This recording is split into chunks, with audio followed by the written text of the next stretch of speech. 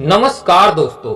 हर कोई यही चाहता है कि सब कुछ उसी के अनुसार हो, क्योंकि सबको अपने अपने भले की पड़ी है, चाहे वो कोई भी हो, कुछ भी कर रहा हो। लेकिन दोस्तों, सच तो यही है कि भगवान जो हैं वो तो सबके भले के लिए ही सोचते हैं। इसलिए उनका काम करने का अपना ही तरीका है, इसलिए वो जो भी करते हैं सब भला ही करते हैं।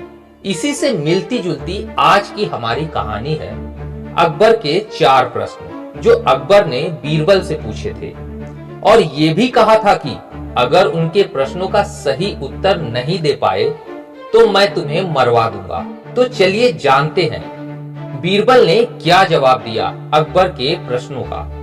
एक दिन जबकि कड़ाके की सर्दी पड़ रही थी, बादशाह अकबर बीरबल के साथ अपने बाग में टहलते हुए धूप खा रहे थे कि तभी अकबर के मन में अचानक एक तरंग उठी और उसके निराकरण के लिए बीरबल को मध्यस्थ बनाकर पूछा, कौन बोलने को चाहे और कौन चाहे हे चुप, कौन चाहे बरसना, कौन चाहे हे धूप। इतना कहने के साथ ही बादशाह बीरबल को धमका कर बोले, यदि आज के चारों सवालों का समुचित उत्तर ना दे सकोगे तो जान से मारे जाओगे। बीरबल को बादशाह अकबर का कथन सुनकर बड़ी करुणा आई, क्योंकि बादशाह सचमुच उसको जान से मारने को उतारू हो गए थे। दूसरे करुणा इसलिए आई कि इतने छोटे से प्रश्न के लिए बादशाह अकबर इतना उग्र रूप क्यों धारण करते हैं। इसका उत्तर तो एक बुद्धिमान लड़का भी समझ कर दे सकता है। खैर, इस समय तो अपनी जान बचानी चाहिए, ऐसा विचार करके बीरबल बोले, माली बरसने को चाहे, धोबी के मन धूप, साईं चाहे बोलना, चोर चाहे जो चुप। बादशाह को बीरबल का यह युक्ति संगत दोहा बहुत भला मालूम हुआ, परंतु वह उससे और भी सरल अर्थों में उत्तर चाहते थे।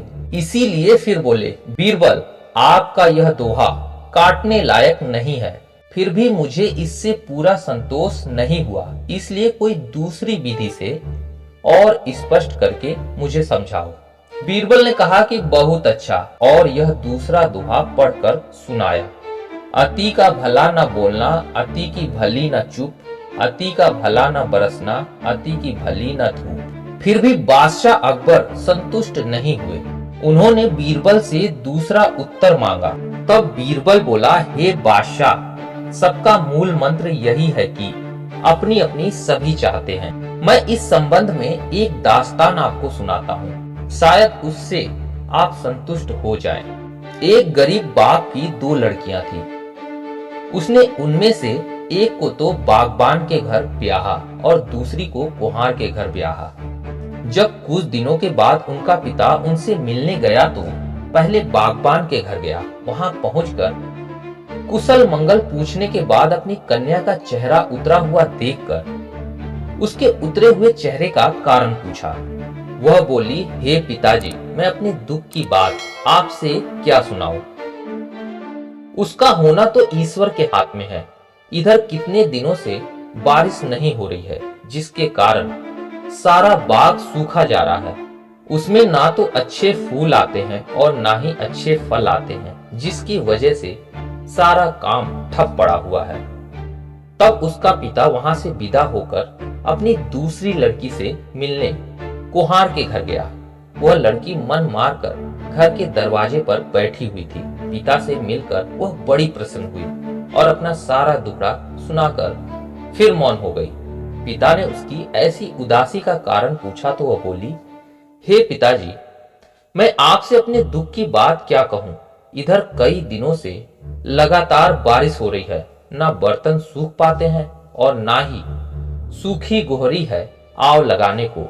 सब कामकाज ठप पड़ा हुआ है। ना जाने यह बारिश कब खत्म होगी।